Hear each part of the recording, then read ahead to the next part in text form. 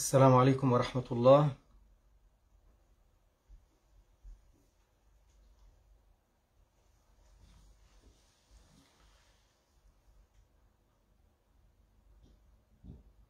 وعليكم السلام ورحمة الله تعالى وبركاته. السلام عليكم à tous. وعليكم السلام ورحمة الله. Donc, comme on me l'a demandé d'attendre quelques minutes avant de commencer, je vous remercie de votre participation. Barakallahu bikum.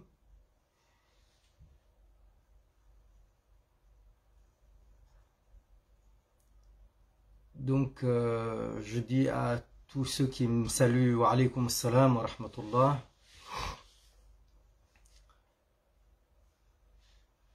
Donc, Hachem, wa alaykum assalam. Muntaha, wa alaykum assalam. Altaf, wa alaykum assalam. Tout à l'heure, il y avait Liaqat, Juri. Donc, à cette occasion aussi, Juri, Liaqat, je présente mes condoléances par rapport à ma plus ancienne, enfin, la grand-mère qui est décédée, rahimahullah ta'ala. Elle était la plus âgée de ceux qui participaient à mon cours les dimanches, rahmatullahi ta'ala alayha.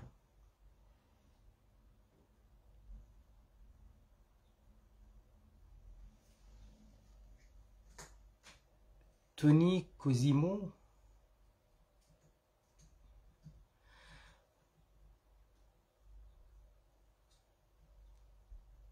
Wa alaykum salam à tous. Barakallahu fikum.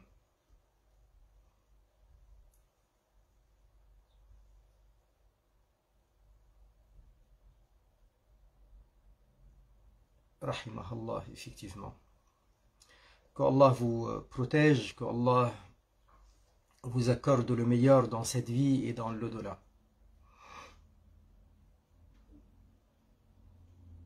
Amin, amin, amin.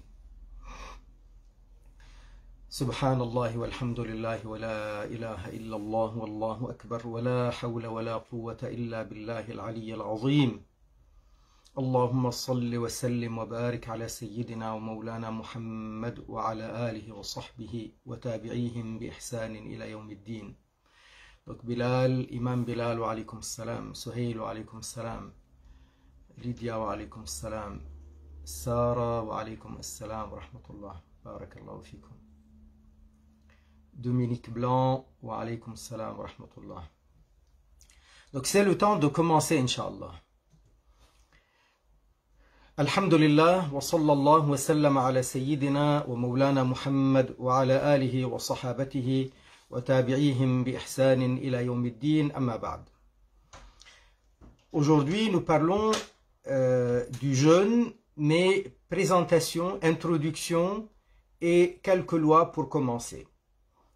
Je rappelle que nous allons le faire selon le madhab de l'imam Abu Hanifa. Il peut nous arriver dans certaines circonstances, dans certains sujets, dans certains détails, de donner quelques précisions en dehors du madhab de l'imam Abu Hanifa pour la comparaison et pour mieux comprendre. Le jeûne. Le jeûne se dit en arabe sawm ou siyam. Sama yasumu. Il a jeûné, il jeûne. Donc il ne s'agit pas de n'importe quel jeûne, bien entendu, il s'agit d'un jeûne rituel. Le jeûne que nous connaissons, selon la langue, on parle de jeûner, de ne pas manger, de ne pas boire. Il ne s'agit pas de toutes les situations où on s'abstient de manger ou de boire. Là, il y a quelque chose de rituel. Tout ce qui est rituel nécessite une intention particulière. Donc là, le jeûne se dit en arabe sawm ou siyam, sama yasumu. À l'origine du mot sama yasumu, c'est pas comme tout à fait l'étymologie du mot en français. L'étymologie du mot arabe sama yasum ou saum siyam, c'est l'abstinence. L'abstinence. Ça peut être une abstinence d'autre chose que la question de la consommation d'aliments. Alors que le mot français jeûne, c'est très particulier pour ce qui est consommation. Quoi qu'il en soit, c'est la traduction la plus appropriée. Donc le jeûne en arabe, étymologiquement, ça vient du mot saum siyam. Le jeûne rituel qui nous concerne, le jeûne rituel qui est une ibada, est une abstinence pendant le jour. On ne jeûne pas la nuit. Le jeûne rituel, ça ne se fait pas de nuit. Quant au désir du ventre, des désirs charnels, charnel ça veut dire du corps, ça veut dire le désir du corps, les désirs du corps. Des désirs charnels et de quelques autres faits qui en sont relatifs. Ça veut dire il y a les deux, ceux-là principalement, et quelques autres faits qui en sont relatifs. Abstinence dépendant d'une intention rituelle particulière. Donc voilà une abstinence, c'est au cours du jour. C'est également, particulièrement, ça concerne l'abstinence concernant les désirs du ventre et les désirs charnels. Quelques autres faits qui en sont relatifs. Abstinence dépendant d'une intention rituelle particulière. Lorsqu'on parle du désir du ventre, du désir charnel, c'est parce que c'est là où il y a le principal. Alors, il y a des choses qui rompent le jeûne, qui ne sont pas le fait de consommer. Mais c'est quelque chose qui est relatif à la question de l'estomac, à la question du ventre, ou à la question charnelle, ou à la question de la foi. C'est pourquoi lorsqu'il y a quelqu'un qui va vomir volontairement, donc il va provoquer le vomi, c'est quelque chose qui est quand même relatif à la question du ventre. Même si ce n'est pas le fait de consommer, mais c'est quelque chose qui est en relation avec. Lorsque quelqu'un il va commettre al-kufr wal-iyadhu billahi ta'ala, l'apostasie et le kufr. Ça c'est quelque chose qui est en rapport avec ce à partir de quoi le jeûne peut être valable ou pas valable. Parce que s'il n'y a pas de iman, aucune ibada n'est acceptable. Aucun dhikr ne sera acceptable. C'est pourquoi il n'y a pas de istighfar pour un kafir ou un istighfar de la part d'un kafir. Le seul istighfar, entre guillemets istighfar, pour un kafir, c'est lorsqu'il devient musulman. C'est avec sa conversion à l'islam qu'il va pouvoir se faire pardonner les péchés. La tauba de l'kufr et le istighfar entre guillemets, pas istighfar, dire astaghfirullah, ça sera en devenant musulman. Donc, lorsque c'est le cas de kufr, donc ça va annuler toutes les ibadah, y compris donc le jeûne.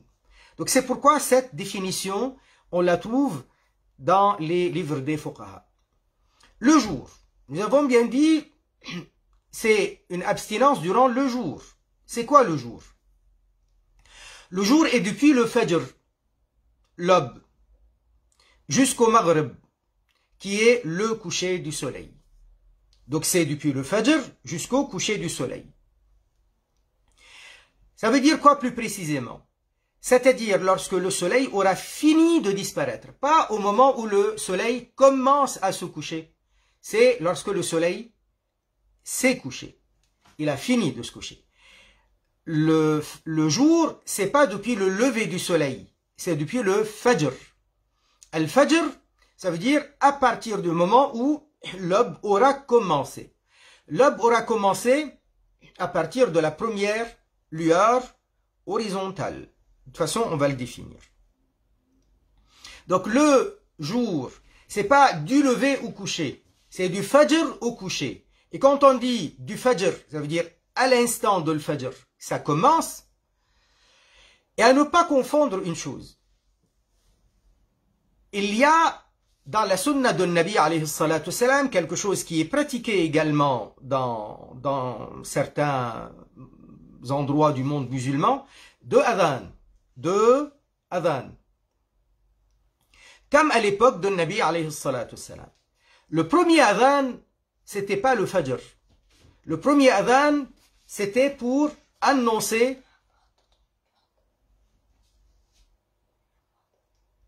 il va demander aux filles. Le premier adhan, c'est pour annoncer l'approche de Al-Fajr. C'est pour réveiller ceux qui sont endormis. Et c'était un moment où ils peuvent manger et boire, parce que c'est pas encore Al-Fajr.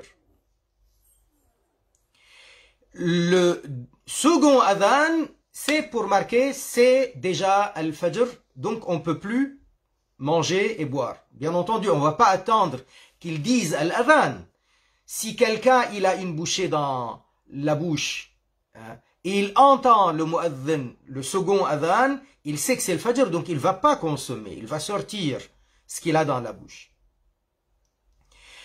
Il y a un autre problème qui intervient, c'est que on dit dans certains endroits dans le monde qu'il y a une différence entre al-fajr et al-subh. En réalité, il n'y a pas de vraie différence entre al-subh et al-fajr. Al-fajr, c'est un temps. Le temps de al-fajr, c'est le temps de al-subh. Les deux rak'a qu'on appelle la sunna de al-fajr, c'est à partir du adhan de al-fajr, du adhan de al-subh. Mais on les appelle les deux rak'a de al-fajr parce que c'est la sunna de la prière obligatoire de al-subh. Et même dans les paroles des ulama, on peut parfois appeler l'une et l'autre fajr ou subh. En tout cas, celle-là est sunna et l'autre elle est fard. Donc il ne faut pas croire que on peut manger, boire encore, alors qu'on a donné le second adhan. Ça veut dire c'est l'heure de l'fajr, consommer à ce moment-là, ça annule le jeûne, c'est interdit. Donc le fajr est la première clarté horizontale qui apparaît à l'horizon est. Le fajr est la première clarté horizontale qui apparaît à l'horizon est. Ceux qui observent, ils peuvent remarquer 30 minutes avant parfois une lueur qui est verticale. Cette lueur verticale, on l'appelle al-fajr al-kadhib, le faux fajr. C'est pas là, d'ailleurs même pas le premier adhan, ça n'a rien à voir. Le vrai fajr, al-fajr al-sadiq, c'est la lueur horizontale. Et d'ailleurs c'est pourquoi on l'appelle subh. Subh veut dire la clarté. Fajr ça veut dire c'est quelque chose qui éclore. Voyez, c'est comme une petite explosion. Il y avait une obscurité totale et à un moment donné ça éclore. Donc ça donne cette clarté qui est horizontale. Et c'est pourquoi le mot fajr et le mot subh qui parlent du même temps. Alors, nous avons parlé de l'abstinence. Quelle abstinence? Il faut s'abstenir de quoi? Il faut s'abstenir d'introduire quelques substances en la cavité intérieure, en les cavités intérieures, pas la cavité, en les cavités intérieures, et de les y déposer. Donc ça reste. Et ça reste. D'introduire quelques substances, n'importe quelle substance, dans les cavités, en les cavités. Les cavités, ça c'est l'intérieur, il y a du vide. On appelle ça cavité. Là, à l'intérieur, il y a du vide. Très bien. Et c'est pourquoi c'est une cavité. Donc, dans le ventre, il y a cavité. Et donc, il y a un vide. D'introduire quelques substances en les cavités intérieures et de les y déposer. Si ça ne se dépose pas pour rester, d'après la définition, ça n'annule pas le jeûne. C'est contraire au madhab de l'imam al-Shafi'i. Le madhab de l'imam al-Shafi'i, dès lors que c'est introduit et c'est allé dans la cavité intérieure, qu'on la dépose ou qu'on la retire après, le jeûne est annulé. Madhab de l'imam Abu Hanifa, et d'ailleurs, c'est aussi dans le madhab de l'imam Malik, il y a des similitudes par rapport à cette définition. Introduire la substance de l'extérieur, l'introduire dans les cavités ou dans une des cavités du corps, de la tête ou du ventre, et de déposer ce qui a été introduit. Ça reste, donc ça ne ressort plus. Donc d'introduire quelconque substance et de les déposer en les cavités intérieures de la tête, de la poitrine, du ventre, de la gorge, des intestins ou de la vessie au travers. Donc ça c'est l'introduction pour que ça soit déposé. Deuxièmement, il dit que l'introduction, elle est faite comment? Elle est faite au travers des orifices naturels. Si elle est faite au travers des orifices naturels. Ou d'ouverture artificielle importante. L'ouverture artificielle importante, ça veut dire c'est quelque chose qui est vraiment conséquent, quelque chose de grand. Un peu comme l'ouverture des narines, un peu comme l'ouverture des de l'orifice inférieur. Voyez, ça doit être une ouverture conséquente. Pas les injections dans la peau. Ça, c'est pas des ouvertures artificielles conséquentes, importantes. Ou de plaies importantes ouvertes qui accèdent donc à ces cavités intérieures. De façon à ce que la substance y soit déposée. Là, on a donné la règle détaillée. L'introduction de la substance pour que ça aille dans la cavité intérieure. C'est une introduction au travers d'orifices naturels. L'orifice naturel, d'après les Hanafi, les narines, la bouche, les oreilles, les orifices inférieurs, avec quelques détails qu'on verra. Et ça peut être aussi des plaies importantes. Des plaies importantes. Importante, ça veut dire ça prend la taille de l'oreille, enfin l'ouverture à l'intérieur, ou des narines, pour que ce soit considéré comme une plaie importante ou une ouverture artificielle importante. La troisième chose, que cette chose introduite s'y dépose. Elle s'y dépose. Autrement dit, s'abstenir de l'introduction et du dépôt en ces cavités intérieures précitées au travers des orifices ou ouvertures prédéfinies. C'est quoi les orifices naturels?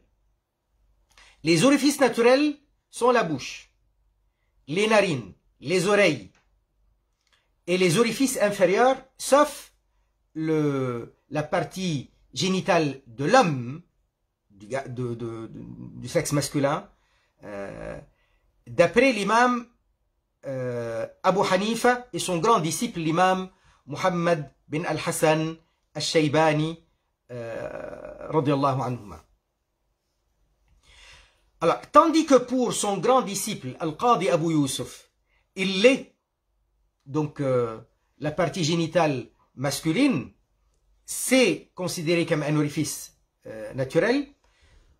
Al-Qadi Abu Yusuf, il est si ce qui est introduit arrive dans la cavité intérieure, c'est-à-dire de la vessie.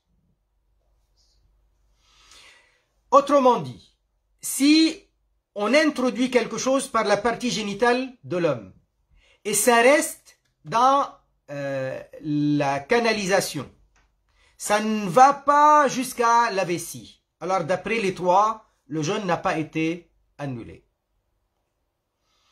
Si on introduit à partir de la partie génitale masculine et que ça aille jusqu'à la vessie, je parle de la partie génitale de l'homme, et ça va jusqu'à la vessie, c'est seulement d'après Abu Yusuf que ça annule. Bon, le principal, c'est de dire qu'il y a orifice naturel et il y a les injections sous-cutanées, sous la peau, c'est pas pareil. Les cavités intérieures. Donc on a expliqué ce que c'est les orifices naturels. Donc la bouche, la gorge. Parce que si on introduit dans la bouche et ça ne va pas dans la gorge, ça n'annule pas, bien entendu. Donc les narines, les oreilles, et il y a une divergence dans le madhab al-Shafi'i par rapport aux oreilles. Là, on est en train de parler des détails dans le madhab hanafi. Les yeux, donc, ils n'ont pas été comptés.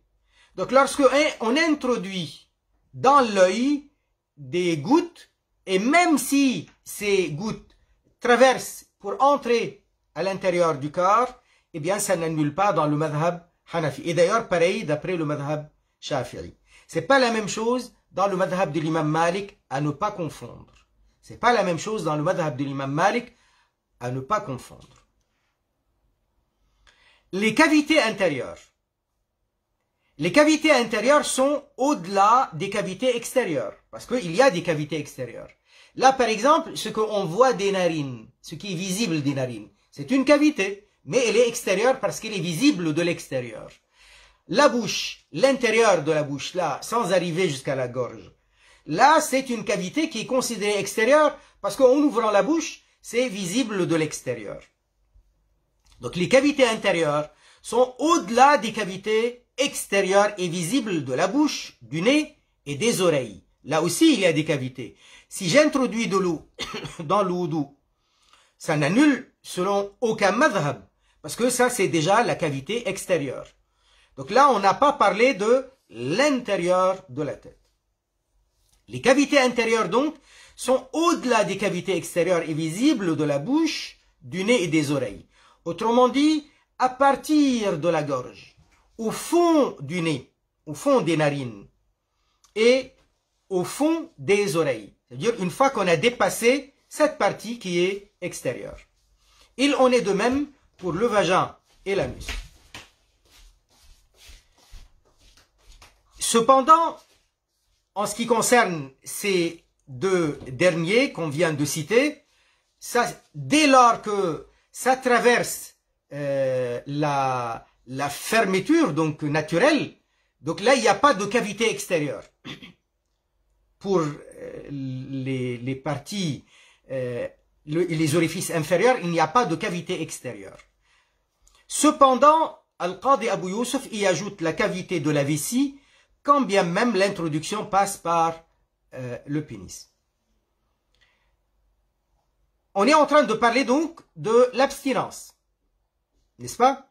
L'abstinence. L'abstinence d'introduire dans les cavités intérieures, au travers des orifices naturels.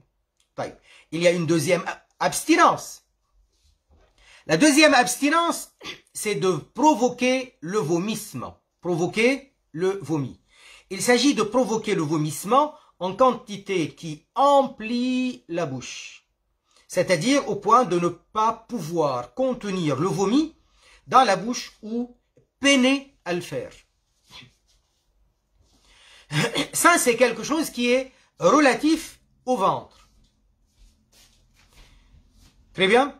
Même s'il ne s'agit pas de consommer, mais ça annule. Donc, il y a une condition requise, paramétrée de cette façon-là, d'après les Hanafis. Il s'agit de quoi donc? De ce qui annule le jeûne par rapport au vomi, de le provoquer, pas quand il sort tout seul, parce qu'on a des douleurs au ventre et il sort tout seul. De le provoquer, ça veut dire de faire en sorte d'être dégoûté avec un doigt ou autre chose, et ça finit par ressortir ce qu'on a dans le ventre. Donc c'est provoqué. Deuxièmement, quand ça sort, ça remplit la bouche. Comment on peut savoir que la bouche a été remplie? Ça veut dire on a du mal à contenir cela dans la bouche, ou on peine à fermer la bouche. Donc là, à ce moment-là, on sait que ça annule. Après, il y a des détails chez les ulama. Si ça a été provoqué une fois, il s'est sorti une fois, en petite quantité. Une deuxième fois et une petite quantité. Mais le tout, ça finit par devenir une quantité qui est importante. Donc, ils disent, dans ce cas-là, ça a annulé le jeûne. Mais, quand on parle de la même fois, ça veut dire, on est dans le même endroit, ou provoqué par la même raison. Soit on est toujours dans le même endroit, donc on est dans la même circonstance, ou d'autres, ils vont parler de provoquer par la même raison. Très bien. De provoquer l'émission du mani. Il faut s'abstenir aussi de provoquer l'introduction, enfin, de provoquer l'émission du mani, la sortie du mani. Il s'agit de provoquer l'émission du mani par attouchement, les caresses. Caresses ou en embrassant ou par masturbation. Le mani masculin est le sperme. Le mani féminin est l'équivalent féminin du sperme, faute de termes spécifiques en français. Donc c'est le liquide qui sort au moment de la jouissance et qui provoque la jouissance. Le mani féminin est émis lors de la jouissance féminine, comme le sperme masculin est émis lors de la jouissance masculine. Il est émis, le mani féminin, vers l'intérieur habituellement, très souvent, mais il finit par ressortir de toute façon. Le mani féminin est plutôt jaune, il n'est pas épais. Le mani masculin est très épais, plutôt blanc et très visqueux. Le mani est défini aussi par le fait qu'il est émis lors de la satisfaction du désir. Ça veut dire, c'est sa sortie elle-même qui marque la jouissance. Autrement dit, son émission provoque la jouissance masculine ou féminine. Ça, c'est pour ne pas le confondre avec ce qu'on appelle le madhi. Al-madhi, c'est quoi al-madhi? C'est aussi à cause de l'excitation. Il y a un lien avec l'excitation et le désir charnel. Seulement, la sortie du madhi ne provoque pas elle-même. C'est pas sa sortie, son émission qui provoque un désir quelconque. D'ailleurs, parfois, on ne le sent même pas qu'il est sorti. Donc, c'est à cause de l'excitation. À ne pas confondre avec le madhi, on va en parler. Le mani féminin est plutôt jeune, il n'est pas épais. Le mani masculin est très épais. Le mani est défini aussi par le fait qu'il est émis lors de la satisfaction. Son émission provoque la jouissance masculine ou féminine. Suite au mani, une fois que le mani est sorti, parce que le mani, c'est la sortie du mani, c'est la jouissance. C'est là qu'il y a la jouissance. Donc suite à ça, à la jouissance, il y a un refroidissement du désir. Suite au mani, le désir se refroidit. L'odeur du mani maintenant. L'odeur du mani humide est-elle la pâte du pain levé? Vous voyez, quand on a mis de la levure dans la farine, dans la pâte, et on laisse agir, si on sent le pain levé avec la levure, donc il y a une ressemblance entre les deux odeurs. Son odeur, lorsqu'il est sec, est-elle le blanc de l'œuf? Alors, bien sûr, il y a un peu plus de précision, un peu plus de détails parfois, mais ça c'est essentiel et c'est très répandu. Quand il est sec, c'est très désagréable, c'est comme le blanc de l'œuf. À ne pas confondre le mani avec le madhi. Ce dernier est le liquide séminal masculin ou féminin, provoqué par la chaleur du désir, par l'excitation. Mais sa sortie elle-même, elle n'est pas ressentie elle-même en soi, en tant que telle. Donc elle n'est pas ressentie et elle ne provoque aucun désir. C'est pas sa sortie qui provoque l'excitation. il est à cause de l'excitation. Et donc, l'excitation, elle peut durer après. Elle peut continuer après. Donc le désir n'aura pas été à son apogée. Il arrive à son apogée avec la sortie du mani. Le mani est najasa, impureté tout comme le mani. Le mani est najasa, c'est une impureté tout comme le mani. D'ailleurs, c'est comparé au sang, c'est najasa. Comparé à l'urine, najasa. Très bien. Les deux, tout ça, c'est des najasa d'après le madhab hanafi. Il n'y a que dans le madhab shafi'i, parmi les quatre, qu'il considère en tout cas, je me rappelle plus maintenant du madhab hanbali, en tout cas, c'est connu que c'est le madhab shafi'i qui considère le mani, mais pas le madi. Le mani, il le considère comme pur, pas najasa. Pas quelque chose de propre, au sens de la propreté, non. Mais c'est au sens que c'est pas une najasa en soi. En tout cas, madhab hanafi, c'est najasa. Il faut donc se purifier du madi pour la validité de l'accomplissement de la prière. Donc il faut laver. D'ailleurs, la même chose par rapport au mani. Mais se purifier du mani, quand il est liquide, c'est avec de l'eau. Quand il est sec, il suffit, et ça c'est un cas particulier, de frotter quand il est sec. Donc il faut frotter et ça suffit. Il nécessite de refaire le wudu, là je parle de le madi, et non le ghusl. Alors que le mani, il nécessite le ghusl. L'émission du madi n'auront pas le jeûne, contrairement à la provocation du mani. Très bien. Donc, excitation. Et à cause de l'excitation, il y a eu madi qui est provoqué. Ça n'annule pas le jeûne. Ça n'annule pas le siyam dans le madhab de l'imam Abu Hanifa. Très bien. D'ailleurs, même pas dans le madhab shafi'i. Ça, c'est autre chose à ne pas confondre avec le madhab maliki. Du jima. Le jima et le coït. Le rapport, ça veut dire, on parle de la quatrième chose de l'abstinence. On a parlé de l'abstinence d'introduire des substances dans les cavités intérieures et de les y déposer au travers, donc de les introduire au travers des orifices naturels. Deuxièmement, on a parlé de l'abstinence de provoquer le vomi. Troisièmement, de provoquer le mani. Quatrièmement, du jima, s'abstenir du jima. Parce que c'est pas la même chose.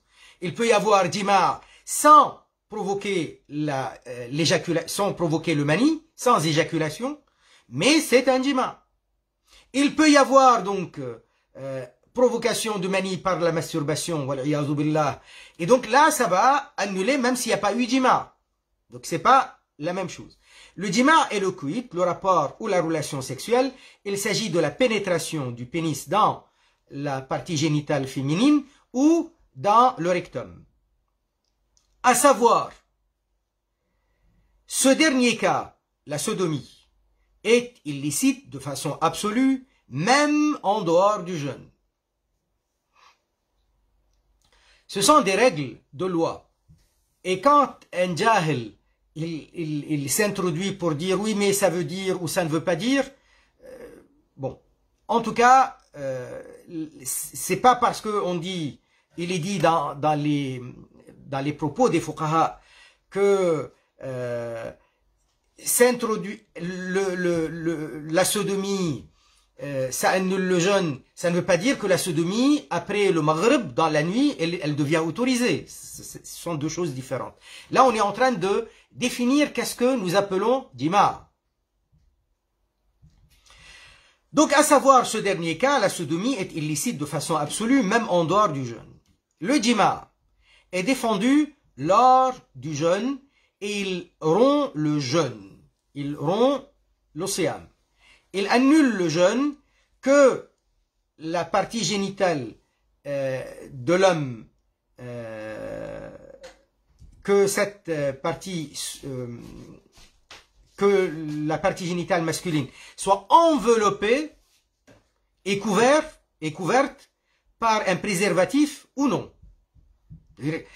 Celui qui fait le djima, il protège donc la partie génitale, sa partie génitale masculine, par un préservatif ou quelque chose du genre, ça annule quand même. Il annule aussi qu'il y ait éjaculation du sperme ou non. De même qu'il y ait jouissance féminine ou non. C'est l'introduction en elle-même qui va annuler le jeûne. C'est le djima qui rompt le jeûne, dans ce cas indépendamment du fait qu'il y ait émission de mani ou non. Donc de la ridda. La ridda est l'apostasie. Il s'agit du kufr que commettrait un musulman. Donc là, c'est la 5e chose concernant l'abstinence. La ridda est l'apostasie. Il s'agit du kufr que commettrait un musulman, soit par sa croyance, soit par ses gestes, soit par sa parole. Parce que les actes de l'être humain, n'importe quel mukallaf, ces actes qui vont être pesés, qui vont compter, soit c'est des actes du cœur, des actions du cœur, soit c'est des actions exprimées par la parole ou par ce qui est similaire à la parole qui est l'écriture, ou alors exprimées par les gestes. Lorsque, avec le geste du corps, on fait quelque chose qui signifie rejet, acceptation, ça s'appelle rejet et acceptation. Lorsque quelqu'un, avec son regard, il fait signe d'accepter, ça s'appelle accepter. Ah, bien entendu, juridiquement, il y a des considérations plus ou moins importantes des acceptations ou du refus avec le geste, si on est capable de parler ou pas, de s'exprimer normalement ou non. Mais d'une manière générale, ça s'appelle expression. D'une manière générale, ça s'appelle expression. Donc les actes de la personne, soit c'est des actes du cœur, soit c'est des actes de l'expression orale ou écrite, donc, ou c'est le corps. Donc voilà les trois. Donc ce n'est pas étonnant de classer la ridda selon ces trois catégories. Soit le cœur, l'intérieur, au fond de la personne, l'intention, les décisions, soit ce qui est dit ou écrit, soit les gestes du corps. De toute façon, tous les actes de la personne sont ainsi, n'échappent pas à ces trois catégories. Soit donc parole dite ou écrite, soit l'expression du corps, soit ce qui est au cœur, à l'intérieur. L'iman, c'est à l'intérieur, c'est dans le cœur. Le kufr au départ, le rejet de la foi, le doute au sujet d'Allah, tout ça c'est dans le cœur. C'est pas forcément exprimé avec la bouche ou par écrit, et ce n'est pas forcément exprimé avec le corps. En tout cas, c'est les trois catégories. Donc, par la croyance. En croyant par exemple qu'Allah serait un corps ou une lumière, quand je dis lumière au sens physique, comme la lumière du jour, la lumière de la lune, la lumière des lampes. Lumière, blanche, rouge, peu importe. Qu'Allah serait un corps ou une lumière au sens physique, kufr définitif. Qu'il habiterait quelque part. Qu'il serait assis sur le trône ou habitant au ciel. Certes, nous avons du respect particulier pour le haut. Le haut, c'est le ciel. Plus haut, là où il y a le ciel, il y a les anges. Et c'est de là que descendent les anges avec la miséricorde, avec le rizq, etc. Donc nous avons un respect particulier pour le ciel. La révélation descendait au prophète alayhi salatu wassalam depuis le ciel. Les anges sont au ciel. Il y a des anges sur la terre autour de nous tout le temps, c'est vrai. Mais le ciel, c'est le lieu des anges. Mais ça ne veut pas dire qu'Allah habite au ciel. Nos doigts, les mains levées vers le ciel, c'est parce que c'est la qibla du dua. Tout comme la Kaaba Sharifa, c'est la qibla de la prière. La Kaaba Sharifa, c'est la qibla des prières. Ça ne veut pas dire qu'Allah habite dans la Kaaba. A'udhu billah, loin de là. Et la qibla des doigts, c'est le ciel. C'est pourquoi d'ailleurs, quand on lève les mains vers le ciel, on s'attend à ce que, par espoir, que la miséricorde de Rabbul Alamin, que l'acceptation, que l'agrément descendent. Et c'est pourquoi il est recommandé après de passer les mains sur le visage. C'est symbolique, la baraka qui serait descendue, donc on l'a posée sur le haut, le visage et le haut du corps.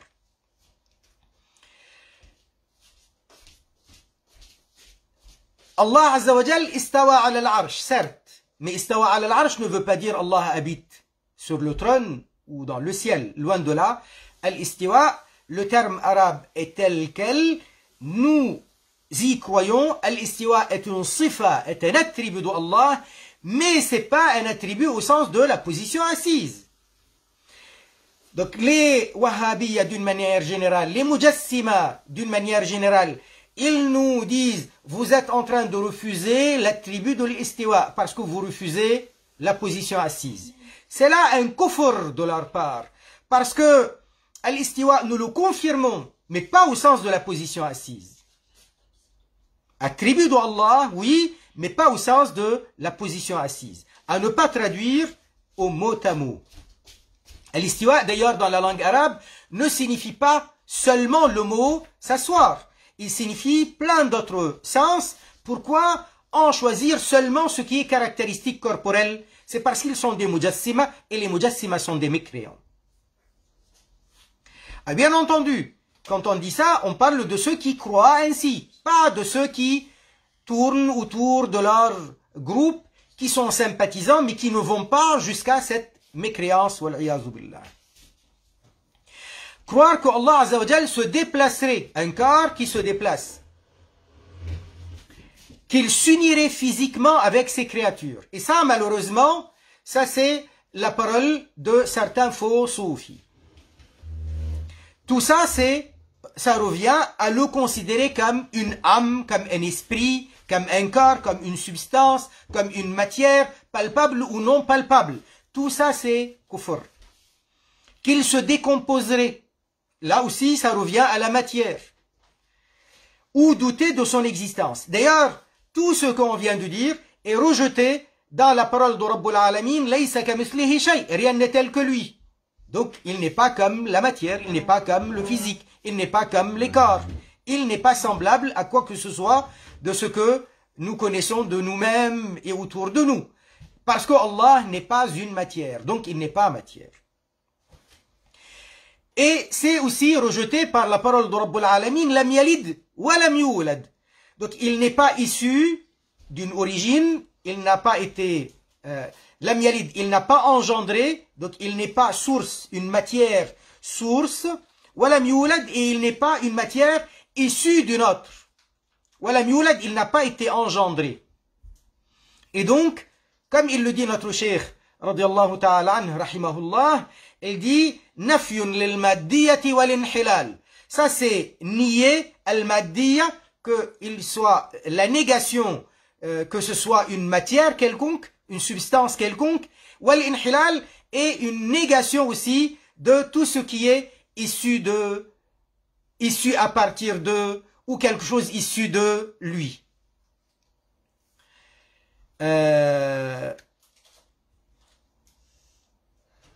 Ou douter de son existence. Rien que le doute de son existence, subhanahu wa ta'ala, est kufr.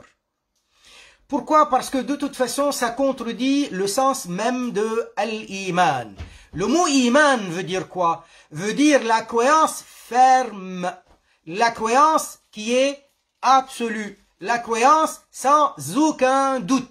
Il y a doute, il n'y a pas de iman. Il y a doute, il n'y a pas iman. S'il y a iman, il n'y a pas de doute. Il ne peut pas y avoir un iman avec un peu de doute. Avec un peu de doute, ça veut dire qu'il n'y a pas de iman. Il n'y a pas de doute au sujet de Rabbul Alamin. Donc s'il y a doute, il n'y a pas de iman. Pas de iman, pas de islam. Pas d'iman, pas d'islam. Donc c'est kufr. Ou alors, ou en croyant que le prophète sallallahu alayhi wa sallam mentirait. Même si quelqu'un dit il n'a jamais menti, mais il aurait pu. Ça veut dire, c'est pas impossible. Rien que ça, c'est déjà kufr. Donc supposer la possibilité qu'un prophète mente et que pour la personne c'est tout à fait plausible, ça sera du kufr.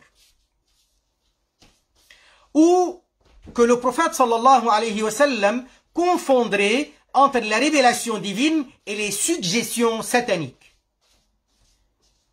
Ça veut dire croire que c'est possible qu'un Nabi alayhi salatu wa salam ne puisse pas faire le discernement entre la révélation et en même temps suggestion satanique, il arrive à se tromper. Avec ça, c'est du kufr. Croire qu'un prophète pourrait être vicieux ou immoral ou qu'il céderait aux tentations débauchées. Donc très important de ne pas croire que Sayyiduna Yusuf alayhi salam aurait cédé à la tentation de cette dame. Même en pensant que oui, je le ferai, puis après hésiter, non, je le ferai pas. Même ça, c'est impossible au sujet des Anbiya. Ce qui arrive à un Nabi, c'est toujours élogieux par rapport au Nabi. Par les gestes. Le kufr par les gestes, c'est par exemple en jetant volontairement des papiers du Saint-Coran aux ordures, ou en y jetant des papiers où sont inscrites des paroles du Saint-Prophète sallallahu alayhi wa sallam, ou des enseignements de la religion de l'islam, ou se prosterner devant des idoles, ou pour le soleil, ou la lune, ou se prosterner devant les statues des mécréants, les statues des bouddhistes, les statues des hindouistes, des tamouls. Voilà. Se prosterner et même faire leurs gestes de rituel en s'abaissant, en s'inclinant par adoration, par vénération, ça sera du kufr. Porter un insigne d'une religion autre que l'islam en croyant que ce serait licite, qu'il porterait bonheur ou une quelconque bénédiction, ceux qui portent la croix, ceux qui portent les insignes des autres religions, il y a beaucoup de ulama qui disent, en tout cas dans le madhab de l'imam Abu Hanifa, qui considèrent ça kufr définitivement. Mais il y a des ulama qui donnent un peu plus de détails, comme je viens de le citer ici. Ils le considèrent kafir s'ils le portent en pensant, en croyant que c'est halal, en pensant qu'il porterait bonheur et effet bénéfique, ou pour magnifier et vénérer ce symbole. Dans ces cas-là, ils le considèrent kufr. Par la parole prononcée ou écrite. Le kufr par la parole, c'est par exemple critiquer Allah Ta'ala pour tel ou tel destin. Critiquer le saint prophète sallallahu alayhi wa sallam ou la religion. Défier Allah Azza wa Jal. Dire même si Allah lui-même il me dit de faire, je refuse, je suis contre. Et carrément il y a une phrase que j'ai entendue à l'île Maurice de plusieurs. Elles disent, même si Allah, même si Dieu descendait de son ciel jusqu'à moi pour me dire ceci, eh bien je refuse. Même si c'est Allah lui-même. Déjà Allah Azza wa Jal, il n'habite pas, et il ne descend pas, et il ne monte pas, et c'est pas un corps. Et deuxièmement, c'est une défiance. Défier Allah, kufr. Wal-iyazu billah.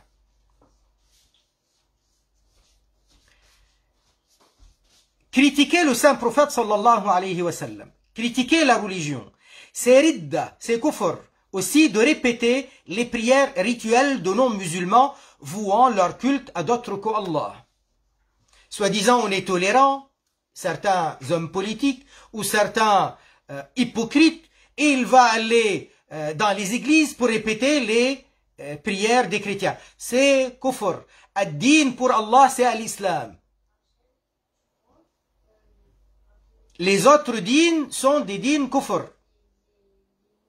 La tolérance, on est d'accord avec la tolérance. Mais la tolérance ne veut pas dire faire du kufr.